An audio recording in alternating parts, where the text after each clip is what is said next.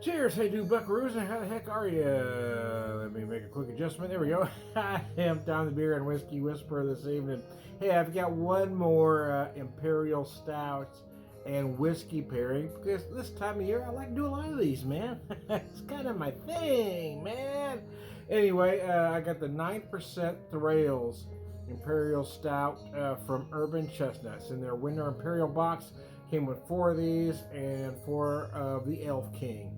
I'm going to use the English pronunciation because I can't get the German right. My heritage is mostly Irish and German, but I tend to take more after the Irish side because, well, I can't pronounce German. And I'm more likely to be found in a pub than trying to invade Poland. Anyway, I digress. So here's what I got, man. I've got the Thrails. Let me show it to you here. It's beautiful. I've got it in my Urban Chestnut glass here. Big, beautiful roasted barley notes. You're going to get a lot of chocolate, though. Get a lot of deep, dark chocolate. Almost bittersweet like chocolate notes. I think in the past I've described it as a 60 or 70% dark, but yeah, I think I'm going to revise that and say it's more of a bittersweet chocolate. I'm going to make a change here. Show you the whiskey pairing. Is the 92 proof J. Riggers Kansas City whiskey. I gotta say I really like this stuff, and I think for this price point,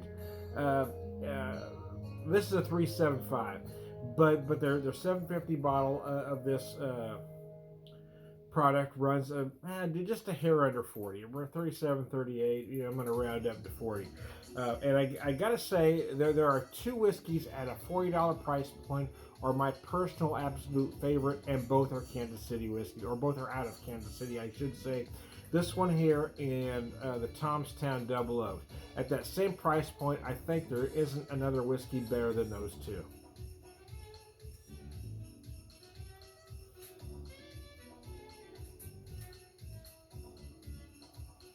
Here I'm using some whiskey stones I got as an office Christmas present. Thank you, Emily, by the way. and I really enjoy these things. I had some whiskey stones years ago, and I kind of got lost in some moves, and I kind of, I kind of forgot about how they worked, or the difference, I guess, between using whiskey stones and using ice. Now, the whiskey stones aren't going to quite give you the temperature of an ice cube. But they're not going to dilute your whiskey either. And so it kind of depends on what you're looking for. What I like about them is that in a whiskey like this, of a whiskey of this caliber, I don't necessarily want it diluted any, even though it is 92 proof.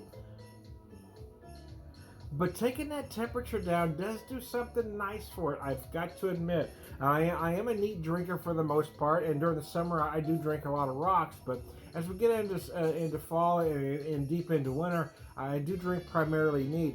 And having these whiskey stones gives me another option. Lets me cool the whiskey down if I feel it, well, if I feel the mood. but it doesn't dilute it as say adding ice would.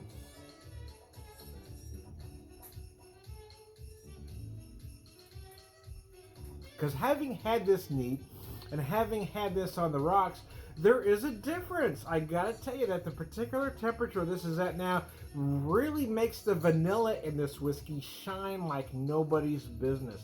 And the texture of this whiskey is incredible anyway, but with that vanilla really highlighted right now, it just makes it extremely special. Anyway, I'm going to set that down. I'm going to change props here. I'll let you look at that beer.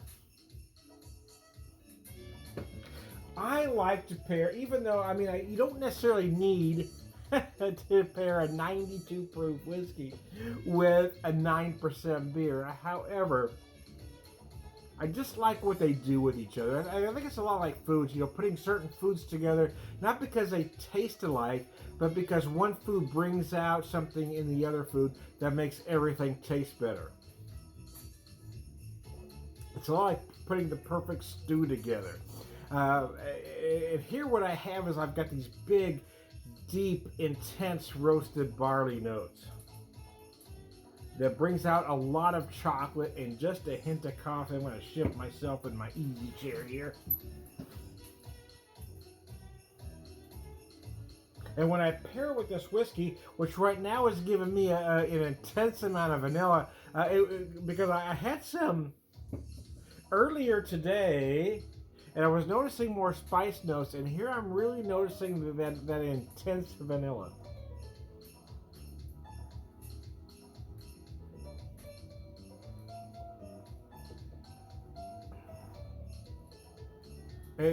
Again, the point being is that they just play well off of each other. It's not about getting drunk. It's not about knocking one back fast and drinking the other one. We're not shotgunning the beer and doing cheap whiskey. We're not doing fireball shots here.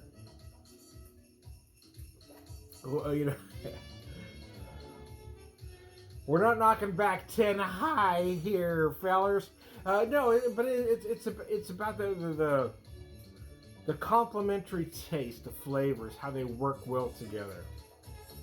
As I got the fake fire on my TV, the canned Christmas music, you can see my actual fireplace in the background that isn't lit.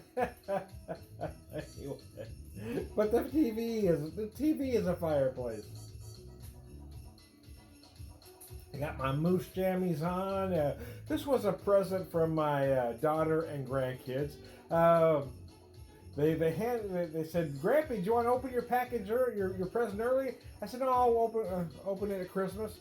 And they were really bummed. So, okay, I'll open it now if you want me to. So anyway, I opened it last weekend, and I've been wearing these jammies pretty steady ever since, man. They're comfortable and they're warm. Anyway, so when our kids were small, their nicknames were, our daughter was Squirrel. Squirrel came first. My daughter's the oldest of the two.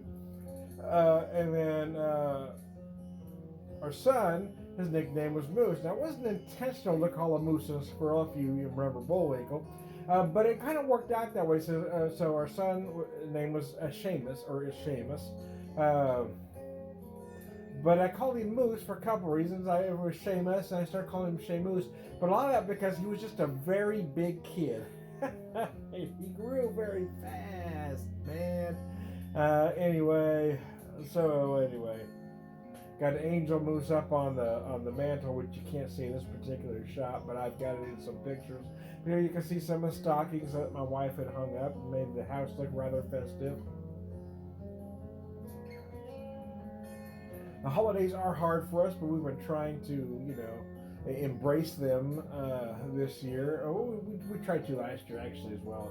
It was the first. Last year was really the first year that we tried to do any serious decorating, and tried to continue it all this year because again, we've got a daughter and grandkids, so you want to do something for them. But it is a very tough time for us all. It's very emotional. Another office Christmas present was a decanter. Chris at the office gave me a decanter at a different office party. But he also there was a card in with the present, and I opened it up, and it was from the American Cancer Society. Chris had donated $100 in Seamus' name to the American Cancer Society. That brought real tears to my eyes, man. I cried in front of the whole damn office. Anyway, I digress.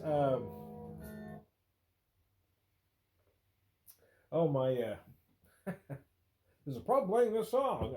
Apparently, there's an issue with the video I was trying to play on my television set.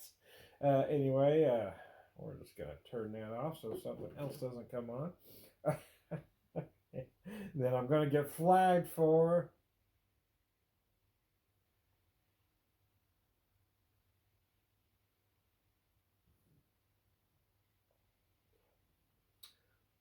Anyway, this whiskey will give you some nice spice notes. You're going to get them in the finish. And in this particular whiskey, you're going to feel some cinnamon. But the cinnamon isn't as bright as some that I had. And it's not necessarily a bad thing. It's because other spices also, join that cinnamon. I also feel like I'm getting some allspice, some nutmeg, some clove. They all come together very nicely in the finish. You get a nice amount of some nutty oak, or toasted oak, I guess I should say. that sort of dry up the sweetness. But I got to tell you, it is the temperature because I've had this several different ways, and the temperature right here really brings that vanilla to the surface for whatever reason.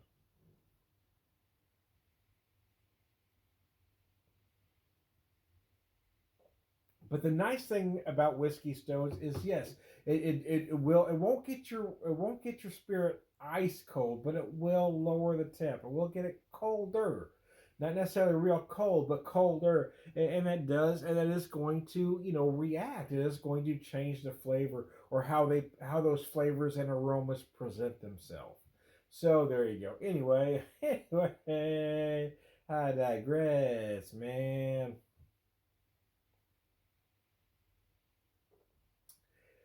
Well, it's been a long day. I'm going to call it an evening here, but I want to do one last pairing for the day.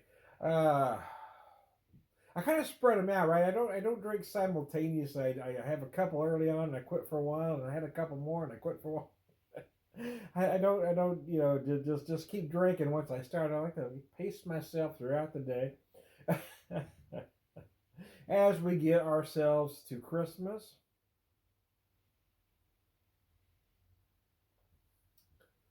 I say Merry Christmas to everybody I come across. I try to be a real friendly guy. Uh, Nevertheless, I don't get upset if somebody wants to hit me with a Happy Holidays. I've never understood why Christians get their knickers in a twist when somebody says Happy Holidays. It just doesn't make any logical sense. The only sense it makes is that those folks that get upset if somebody gives them an alternate greeting is narcissism. The idea that their religion is the only one that gets celebrated this time of year. Heck, man, you got Hanukkah, you got Kwanzaa, you even got Festivus, and there could be something else that I'm not thinking of at this particular moment. Now, Christianity may be the dominant religion in our country at this particular moment, but it doesn't mean we're the only one, and we shouldn't be narcissistic about it, man. Somebody walked up to me and said, Happy Kwanzaa. I said, Happy Kwanzaa right back. Because it's not about the greeting, it's about the intent. So keep that in mind. Tom the Beer Whisperer getting philosophical with you. Anyway, I digress. I'm going to set this down. I'm going to finish my whiskey up. I'm Tom the Whiskey Whisperer, whiskey evangelist, prolific whiskey drinker, pervert wisdom man.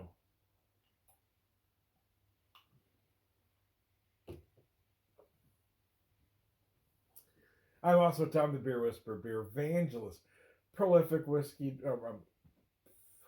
And I'm also Tom the Beer Whisperer, beer evangelist, prolific beer drinker, perverism, and if your religion teaches you to hate, you're practicing the wrong religion. All wrong, good guy. Cheers, y'all.